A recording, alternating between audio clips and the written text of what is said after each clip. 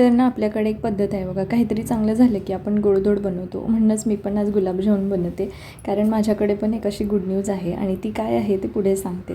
मला ना छोट्या छोट्या गोष्टींमध्ये आनंद मानायची खूप सवय आहे. म्हणजे काहीही छोटंसं जरी मनासारखं झालं तरी मी खूप खुश होते आणि तसंच असलं पाहिजे असं मला वाटतं. म्हणजे कोणत्याही बाबतीत काहीही असो, मग साधा एखादा पदार्थ छान झाला तरी मला आनंद होतो आणि कोणी माझं थोडंसं जरी कौतुक केलं तरी मला खूप आनंद होतो. म्हणजे खूप एक्सायटेड आणि हॅप्पी होते आणि म्हणून आज पण असंच काहीसं माझ्या बाबतीत झालं आहे.